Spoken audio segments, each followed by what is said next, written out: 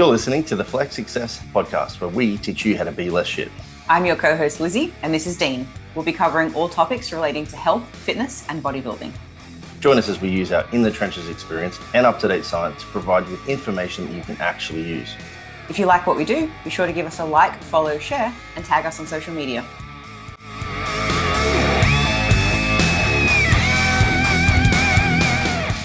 Now back yet again, Liz and I, the dynamic duo, for holiday nutrition podcast 2. Except more specifically this time we're talking about when actually on holidays, as opposed to just the holiday season. What do you do? What do you do? I suppose you just have to get fat. Shout out to Paul Frank. Don't know Paul Frank personally, but he commented on holiday nutrition, our previous episode, and asked if we could cover the topic while you're on a holiday, not just over the holiday season. So we thought, you know what? Excellent idea. Let's do that. Yeah, I reckon we can knock this over in one sentence. Do you think so? If in doubt, max it out. That was Dean's old mantra to eat by. That was my eating by mantra when in a gaining phase and eating a meal out. That he didn't know how to track. That I wasn't certain on the accuracy of tracking. Almost always it was sushi. Yeah. And it's still to this day. It's pretty awful mantra for people who are trying to keep weight down. But for those of us in the room looking directly at Dean, who have the opposite problem, then, you know. Yeah, look, when you have a greater difficulty putting on body fat and weight than you do losing it, yeah, it's a good mantra. It's a bad mantra for a lot of us. For sure. So, like we mentioned in the previous holiday nutrition episode, we want to talk about holiday nutrition because people want to let their hair down on a holiday. There are those few individuals who don't really have physique goals at all. Therefore, you won't be listening to this podcast. So I'm talking to empty space. And there's also people who really love just eating exactly to the plan. They have no care for other foods. And if that's you, good for you. But we're also not talking to you today. We're talking to those people who have physique goals, but also want to enjoy a holiday, eat some different things, let their hair down a little without going backwards. So we're going to talk about those two conflicting goals again, but now in the holiday setting of while on a holiday. Yeah, I suppose we could start with like what really is the difference between being on a holiday versus normal life. Because I think a lot of people seem to put holidays up on this pedestal whereby all of a sudden all of your normal behaviors just get thrown out the window. Mm-hmm. Like we've heard this from friends before of like, excuse me, oh, I got to have a wine when I get on the plane. Mm-hmm. Like, but aren't you flying at 9 a.m.? Yeah. Like, yeah, but it's holidays. Like, yeah. Okay, when would it normally be acceptable for you to drink a wine at 9 a.m.? Yeah. So like what really is the difference? And I suppose the biggest difference is that you're going to have a shift in your routine because you won't have work. That's one major difference. Yeah, you have more flexibility in your day. You're probably going to be eating out more. Maybe you're in places where it's more exciting to try new foods because everything is quite novel where you are, perhaps, if you're going to a different country, for example. Yeah. But I mean, they're largely the two dominant ones. Exposure to new experiences, food specifically in this conversation. More tempting situations. Which means more tempting situations. Yeah. And an adjustment to your routine. But I guess if you can like pull some of your basic routines across into your holiday period, whether that be waking up and doing something that is, exercise based, if that's normal for you, going for a walk, understanding that you have particular behaviors that you eat by because they're important to you, all of these sorts of things. If you pull these across, it's not that different. Right. Okay. Fair enough. But of course, when we lift up the hood, there's a lot more to discuss and we will discuss them. But I love that point of like, hey, why not carry across most of your healthy behaviors over to a holiday, especially the ones that you enjoy or don't hate. Like Dean and I go for walks in the morning separately, but we both enjoy it. And even on holidays, assuming it's not freezing cold outside, we'll go ahead and do that. It's a nice way to just sort of start the day, stay active without feeling like we're trying to exercise all the time. Yeah, like shift the routine, but don't forget it. But even on that, I think even if it's cold, I'll still try and go out and go for a walk because I know that every time that I don't, my day starts very different. I'm a lot slower to get going. I'm less motivated to do things. So like for me, that's like one, I suppose, critical thing that I've acknowledged is important to my day's efficiency and enjoyment. Get out, get moving, and then come back home, even if it's just like 10 minutes. So on a holiday, that generally doesn't change for me. Even with the expectation of knowing that I'm probably going to do more output, I'm going to walk a lot more during a holiday. I still will do that regardless because it's important for just how I feel. So yeah, okay. And so if people are like, "No, morning walks aren't my thing," what is your thing? What is the thing in your day that helps you feel energized, that helps you feel a little bit more motivated? And try and work that into your holiday in a way that doesn't feel like too much of a slog. You know, like Dean still might sleep in a bit more on a holiday, but then he'll do his morning walk. Yeah, my morning walk might be slightly shorter so that I'm not, Yeah, pulling into my time of holidaying because although walking in a place where you are new to is a nice experience in itself. You yeah, see it a lot is. of different stuff when you walk. And then shifting the routine concept just again, like, are you expected or would you expect yourself to train as much or as hard as you typically would when you're at home? Maybe not. But if you know that exercise is really important to your mental health and your daily activities may get in the way of it throughout the day, it might be one of those things that you shift your normal afternoon routine training to like just get it done first thing in the morning so that you can at least tick the box and be like, cool, all the things that I know are good for me are done. Now I can just go out and experience the place that I'm in. Yeah, so actually this person that suggested we do holiday nutrition in the context of being on a holiday did mention in the comment, can you talk about when no training is available? That will never happen. Like training is always available. You can even do body weight stuff if you please. But maybe the thing that was being asked there is if you choose not to train at all. And uh, it depends how long you're on holidays for, I suppose, and what phase you're in. If you're on a maintenance phase and you're doing a deload, something like that, maybe staying active is a good idea, but not actually training. But if you're on holidays for quite a while and it's not a deload phase, I mean, trying to squeeze 1 or 2 sessions in and just doing like full body, that's a great way to like pull the brakes on not going backwards. It only has to be, I don't know, 30 minutes if you really are wise about it. Yeah. Yeah, like minimum effective dose. Yeah, it depends how serious you are about training. And most people listening to this is pretty serious about training. And I don't see why we wouldn't at least squeeze something in, like a very reduced version, but something is very helpful. Yeah, I think if it's like if you're on holidays for a week and you don't train for a week, weight train that is, no problems. Honestly, probably up to 2 weeks, no problems. It will impact your ability to get back into your performance to where it was prior when you return, the longer that you leave it. However, that like we've probably just been talking here is shift your weight training for something else that isn't, that is activity based. I think so long as you're doing some activity, you'll probably feel good for it. And just recognize that like the caloric expenditure of your weight training really isn't that significant. So it's not shifting the needle enough with regards to energy balance, which is the main thing that we're going to be controlling for on holidays. Very good segue, Dean. Yeah. Sorry. I was going to say, like, the final thing is, admittedly, we weren't on holidays in Turkey when we first moved there. And we were kind of where our first portion of our stay in Turkey for 3 weeks, you could classify as holiday-like in that we weren't like setting up a life there. Yeah. But like, if it's important to you, you'll do it. Like we caught a bus for an hour to train, but we recognized that we were only there for a short period of time. So we only trained twice to 3 times a week maximum at that stage. And then I went to the beach and did a bodyweight session. So I did 50 pull-ups, 100 push-ups as an upper body session by the beach, if that counts. On time. We remember we trying to get through it as quick as possible. So we made some fun, some targets. Point being is if it's important to you, then you'll find a way. It just may not be the traditional way that you typically do it. Okay. So energy balance. Okay, energy balance. Now, when people talk about holiday nutrition, I think things can get really complicated. But if we boil it down to the fundamental principles of body weight loss and gain, we need to remember that it still comes down to energy balance. And it is, if somebody tells you that's all you need to know about body weight management, that is overly simplistic to the point of not being true. Of course, there's many other things that feed into that. But if we think about what is the thing we need to focus on, it is energy balance, meaning calories you burn relative to calories that you consume. Now, when you're on holidays, that doesn't change, which is why Dean's saying it's still important to stay active somehow, go on walking tours, go for a fun hike, find ways to work activity into your day. And then we also need to think about how can we manage the calories that we consume. It might be that you want to eat a whole pizza for dinner, good for you.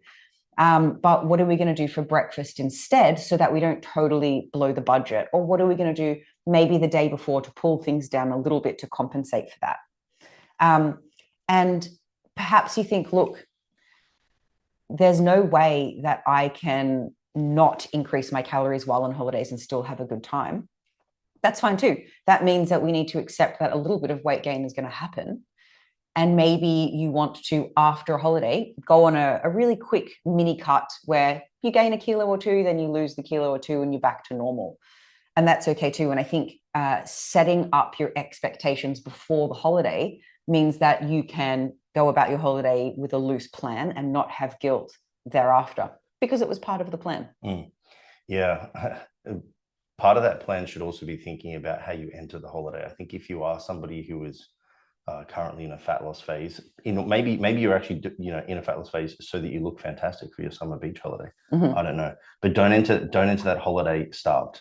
That would be point number one, because we all know that when you finish dieting, you're ravenous and your drive to eat is very high. So it would be likely advantageous for you to increase your calories and try and get back to like normal, air quotes, behavior and eating before you enter the holiday, so that you don't feel like, yes, finally, Christmas is here. It's time to open all of the presents at once. Mm-hmm. And yeah, I think that the main ones we're going to talk about here is the foundation diet, right? Right. So when we think about our day-to-day nutrition, whether you're on holidays or not, the foundation of our diet should stay the same. So for most people, some of the details will change, but for most people, they're eating 3 to 4 meals a day.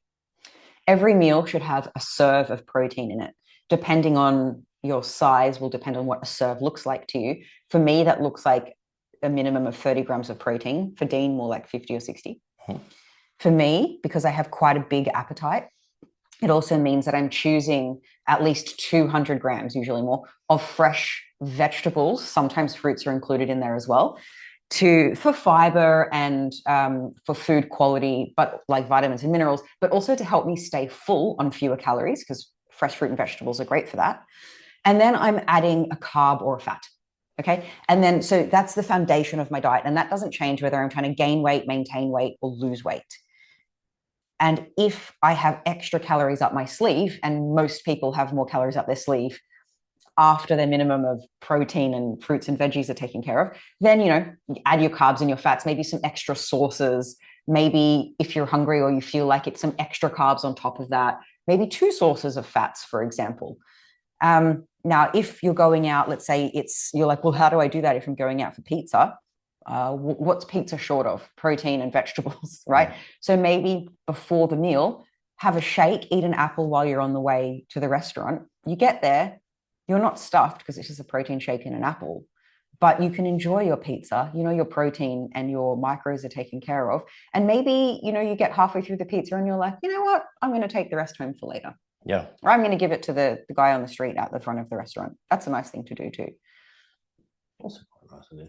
Yeah, the foundation diet is such a simplistic way to manage calorie balance, but also your health and also your satisfaction, or your satiety. So more specifically, it's so easy, like you said, because if you look at the numbers of mine's like 150 to 200 grams of cooked meat per meal. It's 300 grams of vegetables, and then there's usually like 150 grams of fruit. So we're talking like 700 grams of food, which is a significant portion of food. Per meal. Yeah. And if I did that 4 to 5 times per day, and I know these numbers because some of my guys will use this in different phases of fat loss, it's going to round out at around about 1,800 calories. Mm-hmm. That's not accounting for the fats and the carbohydrates you mentioned. So, right. If, for example, for me, I do want to have the whole pizza, and I know that carbohydrate content of that, or the calories, that is essentially like 2 meals. It means that my 4 meals now, I have to forego the carbohydrates in 2 of them in preference for the pizza. Mm-hmm. I think also when you think about plate planning, essentially, or like preloading, which is the thing you mentioned before, having protein and veggies before you go out to dinner. If you actually think about what that is versus a meal of just pizza, it would be very unlikely that if you went to a restaurant, you would order a steak with a serve of side vegetables and then you would also order a whole pizza. That's true. If you're thinking about eating a complete meal from a macronutrient perspective. But what you might do is you might share a pizza, on the table, and then have your steak meal. So that's also an option if you do go out, if it is available. But the preloading thing just makes you realize, probably don't need the whole pizza. But like you said, if you do, then you revert back to the foundation diet. And this is the beauty of, making informed eating choices. Yeah. Yeah. Now, some people really enjoy eating out multiple times a day, don't they? So like we just gave the pizza example, but what about, I want to go out for breakfast and I want to have avocado on toast with salmon and cream cheese. That's a lot of fats. If that's something that you want to do, like how does that work into the foundation diet? I suppose it doesn't. But when we think about energy balance, what it will mean is that we need to maybe not have the pizza for dinner because we've had 50% of our calories for breakfast. Or perhaps you think, shit, that's not really worth it. I don't just want to have protein and plant food for my other meals just because I'm having avocado on toast with salmon and cream cheese. So maybe you decide not to do that. The point is, it's up to you. There are no rules. They're just sort of boundaries and principles to live by. And we make these intentional choices. And we want to think in advance, okay, if I eat this, then what do I need to do to balance it out? Am I willing to do that? No. Okay, maybe I won't do this thing. Or I want to do it. I'm not going to do anything to balance it out. And I know that if I do this for multiple days in a row, there may be some weight gain. Yeah.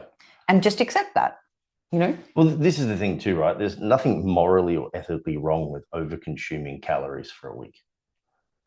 You're still a good person. Well, unless you do bad things. 2 weeks, or I don't know. That's not an issue. It comes with, a consideration for the consequence of those actions, be it you may have to reduce food for a period of time after you return home. You may think that that's okay. The only time that I would say that, like, to put the asterisk on this, that may not be advised is if you have like a negative response mentally to how you feel about over consuming for the entire week, to the point where it's like if the holiday becomes a bit unenjoyable because you feel like you're overeating all the time, or you end the holiday and you're like, that was good but it was also bad, and like we don't want to have like those negative mental associations. But I suppose that's another thing too, is like what is a successful holiday to you? Is it experiencing all of the foods and making sure that you can say yes to everything so that you don't feel like you've said no to experiences? Maybe that's it. But also that doesn't necessarily mean you need full portions. That's true. So like it is very important to me, and I believe you also, to experience different foods to a degree. Liz won't try the weird stuff. I'm not going to eat like brain. And you ate, what was it, like pig esophagus in Japan? Yeah. What did I order? Ice cream. Vanilla ice cream. We went to an awful restaurant. Disgusting. And you had anyway, sorry, I interrupted your point. The point is that those experiences are very important to me, but like both you and I leverage each other as an opportunity to try more, but to eat less, for example. Stop being so cryptic. No, that's what I'm saying. Go on. For example, if I want to try a weird looking pizza, I'm just going to stick with the pizza front. I could eat the whole thing, but I also know that Liz probably wants to try the pizza. It doesn't have to even be weird. We're in Italy. Oh, okay. That's where you eat pizza. Green apple, blue cheese, and walnuts. This is actually an example from our real life recently. It was very good pizza. Very good pizza. Like, that's an interesting pizza. I want to try that. Do I want the whole pizza? Yeah, I do. Do I need the whole pizza? Probably not. If I do eat it, what am I foregoing? Some more food the rest of the day. Nah, I'm okay with not doing that. Liz, do you want to try this? I do. So I leverage this. Oh, she does. Cool. Liz, she does want to try it. Is she going to eat a whole pizza? Absolutely not. So now we've leveraged each other's preferences and wants to try different things, but we're going to minimize our serving sizes by sharing. And you know what? If the pizza came to the table and we had a slice and we were like, I don't really like it, we wouldn't finish it. It's like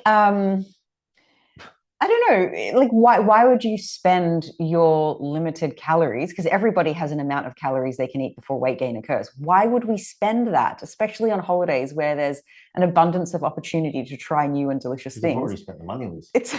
So this is something called the sunk cost fallacy. I've already come this far, I may as well keep going.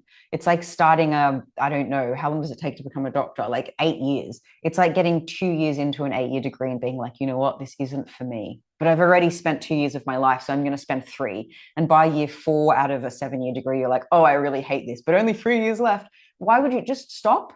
Start something that you're going to enjoy more, something that's going to serve you better. Don't finish the damn pizza if you don't like it. Yeah. Every bit of time and every bit of every calorie you consume beyond what you now have deemed to be like worth it to you is a waste. Mm-hmm. I actually went to university with a guy. But don't waste the pizza. Yeah, give it to someone. Give it to someone. Food can be given to other people. But I went to university with a guy who did 3.5 years of his 4-year physio degree, and then he stopped. Did he? And I was like, "Are you crazy, man? You got 6 months left." He goes, "That's 6 months. I can do something else."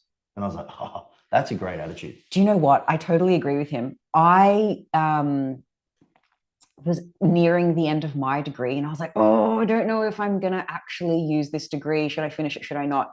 I definitely got stung by the sunk cost fallacy. I ended up finishing my degree. My God, has it come in handy in other ways that I wasn't aware of? Like, I'm only eligible to register in Paraguay and Spain and blah, blah, blah for this and that if you have a university degree. It doesn't matter which one, just a university degree. And it seems totally nonsensical that you need a degree for these things because it's just about like they just want paperwork or something. So it served me, but I've got stung by the sunk cost. Yeah. I mean, we all have. Yeah. But the point of it is it exists. And again, like if you're aware of it. So foundation diet, super important. So the foundation of your diet being protein fruits, and vegetables, protein. Yeah. Lean protein, preferably, obviously, in this particular instance. We might say that's like what meats that are 5% fat or less per 100 grams, give or take. Yeah. Because, like going out, you can't, I don't know if you can claim, like if you're in Japan, I don't know if you can claim an A5 Wagyu as foundation diet. Because it's more fat than it's protein. Yeah, it is. Yeah. But also good luck eating a full serve of that. You'll feel sick. Mm-hmm. Actually deciding what a successful holiday looks like. Mm-hmm. Maintaining activity where possible, shifting your routine into your holiday, but just modifying it to suit. Mm-hmm. Leveraging friends and family to try new things so that you can have portion controlled experiences, I guess you could say. And I think another one that you can do when you're on holidays is to use opportunistic low days, low calorie days by that. So like we've spoken about the foundation diet. We said that for me, if I was to eat 4 meals of just the foundation diet only and not included carbohydrates, for example, that I'd be at like 1,800 calories. Okay. So it's going to put me at like a 1,700 calorie deficit for the day. If there's a day where I find that easy to do because the experiences or the opportunity for food experience is low, I might just take that opportunity so that I can be a little bit more relaxed the next day. For example, travel days I always find are very easy to not consume a ton of calories. Plus, you can also pre-prepare and take things with you on the plane if you're catching a plane or whatever it may be. So, those days I might eat 2 carbohydrate meals instead of 4 carbohydrate meals, which means then the next day, if I had slightly more calories, it's all going to balance out. More or less. Yeah. I think like another good one for those is like people seemingly, because they're not prepared, like if you're like on a small island and you do like an island hopping day and you're on a boat and all the rest of it, for some reason, like people don't prepare for those. They're almost always terrible food. Like there's some food that is definitely worth the calories, like whatever that is for you. It's essentially just food that you enjoy a lot. But you're right. Like when you're at fetes, when you're at airports, or when you're on like day tours, like island hopping, like you said, there's like hot dogs. And I don't know. I don't think that's very tasty food. And it's so heavy in calories.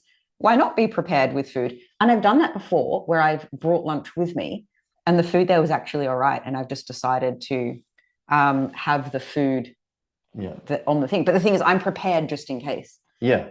So like, just think about like whether or not the food that's going to be available is worth it to you. And then is this an opportunistic low day?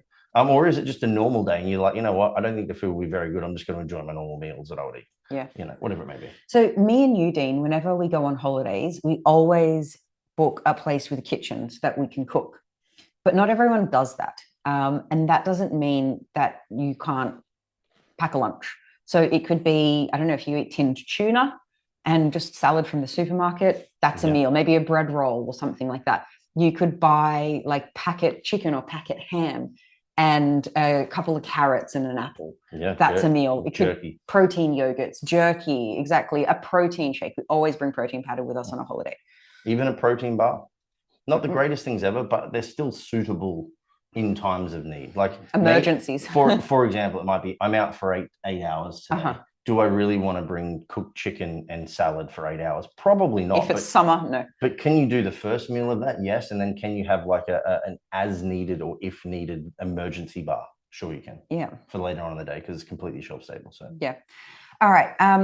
I wanted to pull on a thread there. So, Dean, you mentioned a few minutes ago that the foundation diet is maybe 1,800 calories. That's protein and plant food, right? For a large male. For a large amount. And then that meant, I think you said that you had 1,700 calories left before you hit your the amount of calories you can eat to maintain your body weight. Yep. Right? That's different for me. I maintain my body weight on about 2,000 calories.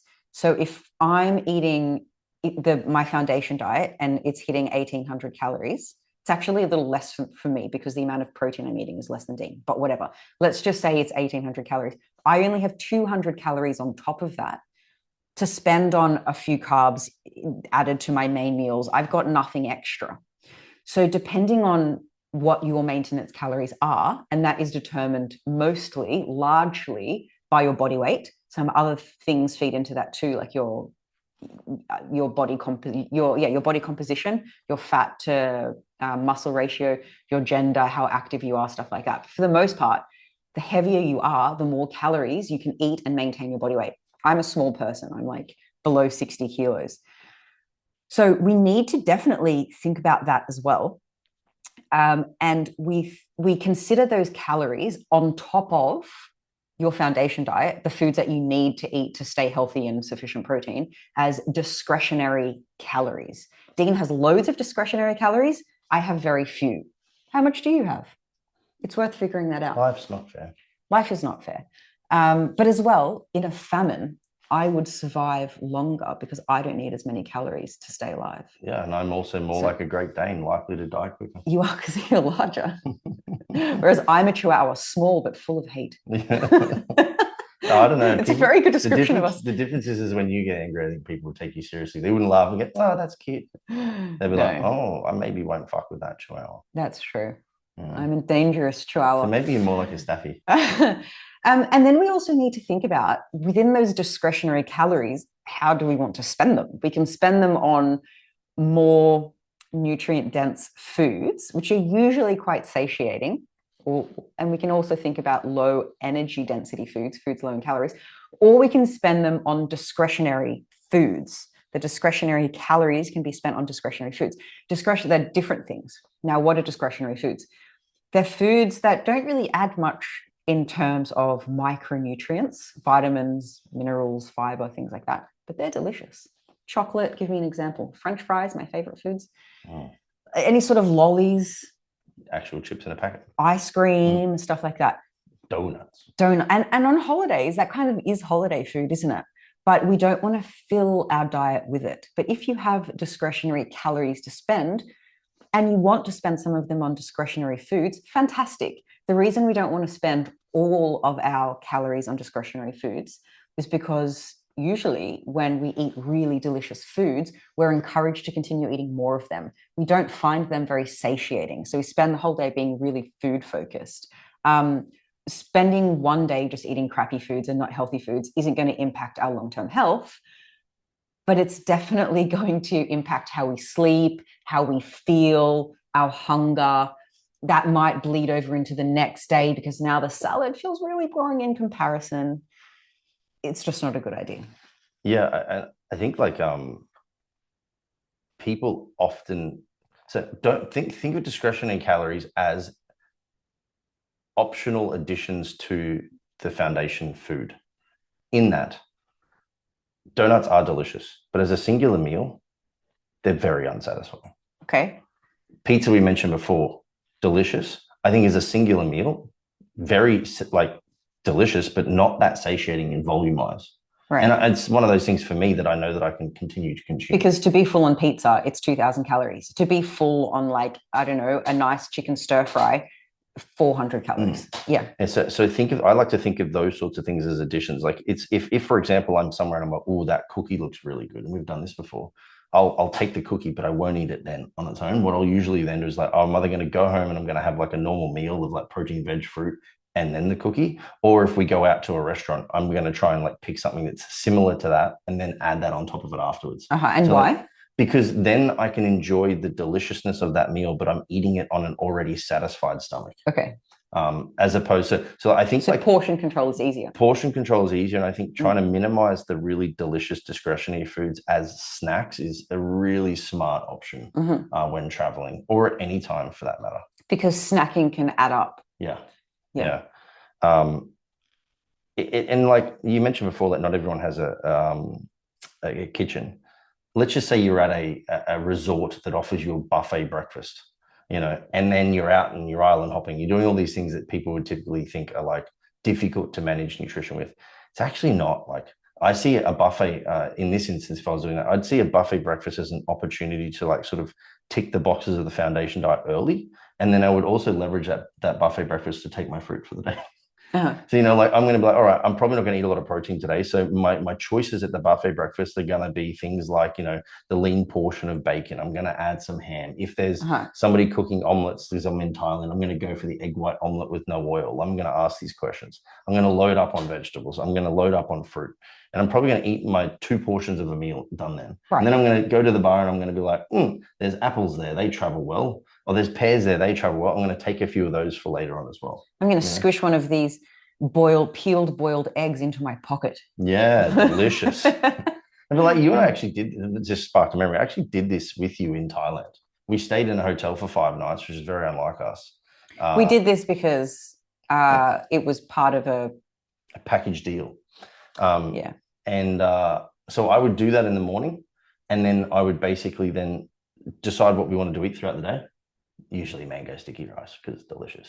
And then depending on how much I'd consume for the day, I would then walk to a local like place that would serve food, and I would decide either to get just a whole fish for the both of us plus vegetables, or we'd add rice. So the dinner then was like, dependent upon the food consumed throughout the day. So again, taking opportunities to pull the things that I know serve me well into different times of the day. Yeah. We don't want to overthink it too much. And I think that when you do have routine in your day and you do have structure using the foundation diet, you don't need to overthink it too much. No. Dean knows what calories he can get away with because we've spent many years macro tracking. I know how much I can get away with as well and how many discretionary calories I have over and above protein and plant food. I know what foods kind of trigger me and make me hungrier. And I minimize those, especially while on holidays. I know what foods help me stay really full and I find delicious enough. And so I think the idea here is to spend, if you feel like, oh, I don't know those things yet, I don't have those skills yet, building them on a holiday is going to be really challenging. Spend some time in your everyday life building a routine, eating to the foundation diet, tracking macros of things, but doing it accurately. We have a macro tracking course to teach you how to do that, by the way. And once you've built these skills in your everyday life, then it's much easier to transfer at least the skeleton of that routine over to a holiday and be flexible and make some adjustments on the fly. Decide what's important to you. Overeat one day, kind of just leave fats out of a couple of meals the day following to compensate more or less. And it's not that hard, is it? Yeah, you try and like make low resistance changes that will serve you, like you just said. Like, do I really need to fatten this meal? No. All right, I'll forego it today. Yeah. You haven't really gained much from it, but you gained a little bit, and it all kind of adds up and compounds. And then I'd say the last one, and this is like we mentioned this very briefly, but haven't spoken about, is just to portion your alcohol consumption. Think about if alcohol is important to you or you enjoy it a lot, like do you need to have it every day? Because it's quite a calorically dense consideration. It's very low satiety in that it's just liquid calories. You have to ask yourself, if I'm going to have these drinks, am I willing to forego this portion of carbohydrates? Or, if I'm going out for dinner and I want to have a drink with friends, then what does that look like for the rest of the day? But just because you're on holidays doesn't mean you have to have an alcoholic beverage every day. There also might be like a limit to it too. Like, I might really enjoy just one wine because wine tastes good, red wine, for example. Or I might want to feel like alcohol to me is pointless unless I'm a little bit buzzed. So then that might be 3 or 4. Now, I don't want to be buzzed every day, but I might want to be buzzed once for the holiday on a particular night. So I might forego alcohol for the entire time, except for this one particular time and having, my 4 drinks, as opposed to, I think it's really easy for people just to drink 2 and 3 and 4 across the course of the day. As non-drinkers, I do forget about alcohol. Yeah, kind of like actually another one for that is like coffees. Mm-hmm. Like people are like, oh, I'm on holiday. And then they start having like 3 and 4 like milk-based coffees, maybe with a sugar syrup in it. Because, I'm on holidays, I'm going to treat myself to that pumpkin spice latte.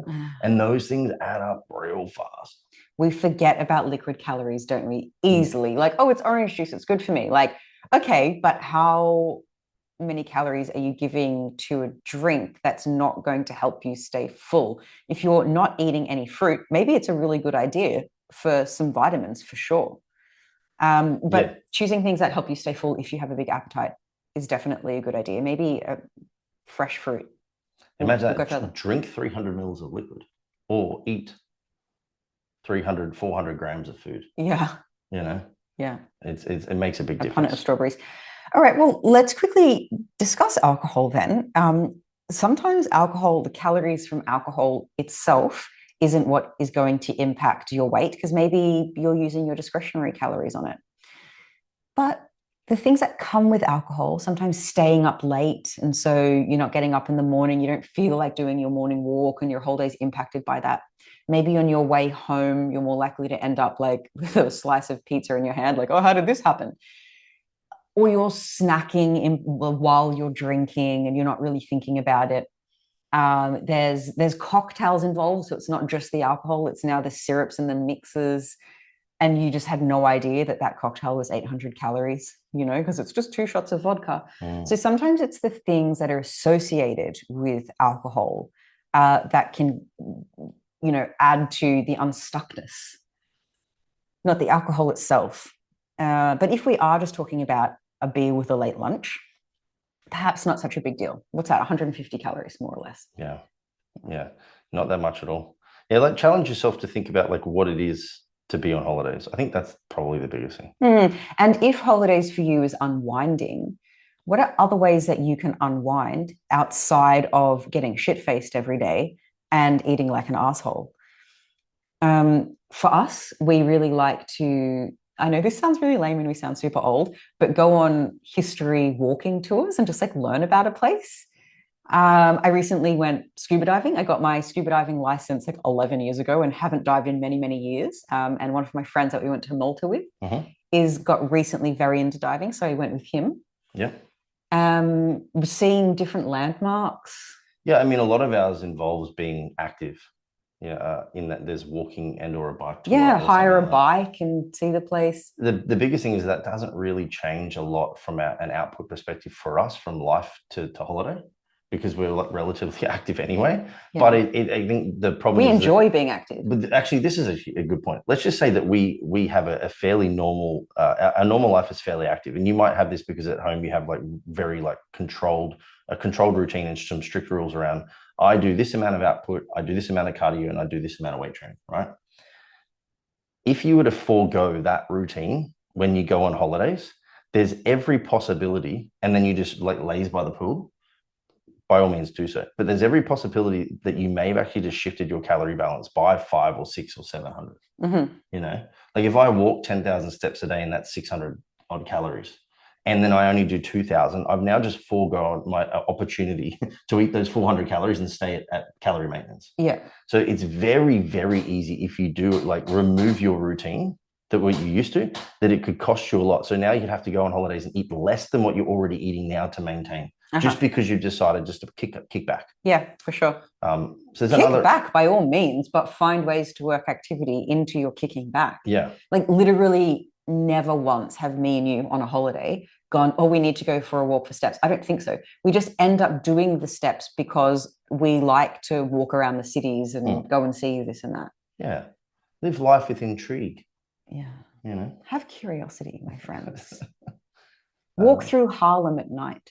It's true. To buy food. We actually did stay in Harlem when we went to New York, and I loved the place. It was awesome. When I went into the soul food place for the first time to get the sort of like, you go into this big bakery of like food for soul food, they were definitely like, listen here, boy, you ain't from here. What do you mean? I was like the only like white dude in the middle of, because I wasn't in just like Harlem near where like the main train station was. I had to walk like 15 minutes kind of off track into the armpit of Harlem. Into like the heat of it. And yeah, I don't know. I did learn that soul food means food of colored people. I don't know. I'm not from America, so I'm not exactly sure what the correct terminology is here, and I don't want to offend. But yeah, I didn't know that that's what soul food meant, and it was delicious. Yeah, I went there solely seeking cornbread. Oh, the corn! I remember the fried chicken. Here's this. I I was there and I was getting some ribs out of the food, and I was like, I don't really want all that shit on it because there's like a whole bunch of like Fat bristle and stuff. Uh-huh. So I used two tongs and started pulling it apart. Uh-huh. And this guy walks up and he taps the window on the glass on it. And it says no removing bones. Oh, I was no. like, shh, whatever, man. Like, I ain't here for the bones. Because you're paying by weight. Yeah. Of course. Anyways, guys, I think that's a wrap. I hope Santa visited you this year. Because this is getting released on December 30. So just after Christmas, but maybe you're listening to it a few days after that. Happy New Year to you as you enter the new year. As you enter the new year. For Christmas, we're recording this a few days before Christmas. Dean's parents from Australia are going to stay with us. We're going to, his mum hurt his knee, so we're not going to do active things with them. My mum hurt his knee. Oh, yes. His mum hurt her knee. Okay. So they're not going to be very active. So they're not going to do active things with us, but we have planned to do some at-home activities, such as watch really lame Christmas movies and play Fluffy Bunny. For those of you that haven't played Fluffy Bunny, it's where you get a massive marshmallow and you put it in your mouth and you say Fluffy Bunny. And then you get another marshmallow and you put it in your mouth. You can't swallow or chew or anything. And you say Fluffy Bunny, and you see how many marshmallows you can fit in your mouth and continue to say Fluffy Bunny. We played this years ago in Oxford with a bunch of friends in England. And I estimated... At a public bar. At a public bar. It was very funny. And I estimated that I could fit 23 marshmallows in my mouth. My mouth is much smaller than I think it is, apparently, because I think I got to 12 and they all just burst out of my mouth. I'm pretty sure you got to like 7 and went, oh no. I can't do 23. Or maybe I thought that marshmallows could compress more in your mouth, but they don't really do that. Yeah, because the powder it's like kind of like the cinnamon thing. The powder just starts to dry out your mouth and you don't salivate. And it is funny. Highly recommend playing Fluffy Bunny. Or maybe we should say Merry Christmas instead or something like that. Yeah, maybe you need the f though to like blow the air out. All right, we'll think of a Christmas word to say. So that's what we're doing. Freddie got fingered. I know that we're trying to wrap up this podcast, but I have a very funny Freddie got fingered story. So Freddie Got Fingered is a movie with, is it Tom Green? Yes. And it's a 18 plus movie. And when I was like 14 or 15, I really wanted to watch the movie. And I'm 35. So this was many, many years ago. Netflix wasn't a thing. You had to go to the video store and hire the video, but you had to prove that you were over the age that you needed to be. And I wasn't. So I said to my mum, whose English is very poor, can you please hire me this movie? I couldn't tell her it's called Freddie Got Fingered because she wouldn't hire it for me. I said, it's called Freddie Has Fingers.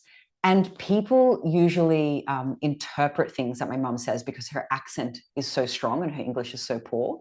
So I thought, I know what's going to happen. She's going to go up to the lady and said, I can't do her accent, but she was like, do you have a Freddie Has the Fingers? And I'm sure the lady would be like, yeah, I know what she wants. And that's exactly what happens. My mum comes home, Elizabeth, I have the Freddie Has the Fingers. And she gave me the thing and I was like, yes. That's good. I know. Daddy, do you have some sausage? Oh no, what's the song? Yeah, no. Daddy, would you like some sausage? Daddy, would you like some sausages? If you guys have no idea what that means, Google, Daddy, would you like some sausage? Oh, don't Google that. Do Google that. That is potentially... Oh, it's way less sexual than what I'm making it sound. And it's so much weirder than you can ever imagine. Watch the scene. Go to YouTube and put in, Daddy, would you like some sausages? Don't Google, Daddy, would you like some sausages? No, put it into YouTube. It's true. Into YouTube. Liz, yes. I need to give you the fast question section, and I don't have them available, but you're going to provide them to me. Rapid fire questions, 10 of them. Rapid fire questions. All right, Liz. Scrunch or fold? Scrunch. I don't know, actually. I think I'm a scruncher. How could you not know this? I don't know. Oh, Coke or Pepsi? Obviously, Coca-Cola is superior. Pineapple on pizza, yes or no? Yes. Shoes too big or too small? Too big. Bottom or top? Depends. Bottom. Dogs or cats? Dogs, duh. Relaxing resort holiday or action-packed adventure holiday? Action-packed adventure holiday. Toast or cereal? Toast. Peanut butter, crunchy or smooth? Crunchy. What's worse, noisy eater or a heavy nose breather? Nose breather. And finally, Stop it. peed on by a stranger or pooped on by a baby? Pooped on by a baby. Mm, That was the last one? that is, I don't remember all of my answers to those, but I think there's some similarities there. Okay. Now we're going to finish, as always, with Would You Rather. Yeah, and I'm supposed to give you one. Oh, you're supposed to give me one. Given that you just never do the Would You Rathers. I know I'm some Go for it. You've got 10 seconds to think of one. Otherwise, we're all going to get bored. Would you rather I give you a would you rather or you give me a would you rather? You give me one, but only if it's good. Ooh, okay. Would you rather have feet for hands or hands for feet? So I have 2 sets of hands or 2 sets of feet. Is that right? Yes. Are they my choices? Yes. Oh, fuck. I mean, one of them already exists as an animal, essentially. Monkeys. Yeah. Oof, I'm going to go 2 sets of hands. I'm going to have hands as feet. But I do recognize the functional difficulties on walking on hands and the pain that that would cause. But there are, I don't know, can I like use crutches to assist my feet or my hand feet? I think hand feet would be very good. No, it would be, you'd have very sore fingers and stuff because the palm of your hand isn't large enough to support the weight of your body. It needs to be longer, hence why feet are But longer. you clearly I'd just walk around like a monkey. I mean, that's social suicide and you would have issues with your back. I think it's social suicide having feet hands. Like that's true. Like high five. Did you just fucking kick me? This is a high five. Yeah, no one wants to shake hands with a foot, you know. But at least I can hike. Could you though? I mean, you could hike. And when you fall over, like, do you then just start running? I'm going feet as hands. That's my choice. Feet as hands. So no, sorry. Other way around. I'm choosing to have hands as feet. Okay. I'm glad that you chose that. That was a good would you rather, Dean. Well done. Did you think about this in advance? No, it just came out. Look at you go. Look at you. If I had feet right now, I'd throw them up in acceleration. I feel like feet for hands would be like the Hercules from the Nutty Professor. But I really know. So if you have feet as hands and you clap, would it make the same sound? It would be a lot more meaty. Gross. It would also have to have complete flat foot contact. You couldn't do the side clap hand like you do. True. It's true. Also, like putting a ring on it. How do you like eat soup? Scratching your nose? Yeah, very difficult. Putting your hair up in a ponytail with feet, hands. Okay, all right, guys. I'm not sure if we sufficiently bored you with our riff on the feet, hands or not, but thank you for listening. Thank you for your support in 2024. Shit, 2025 incoming. Damn. And we'll see you in the next one. Don't die on New Year's Eve. Please don't.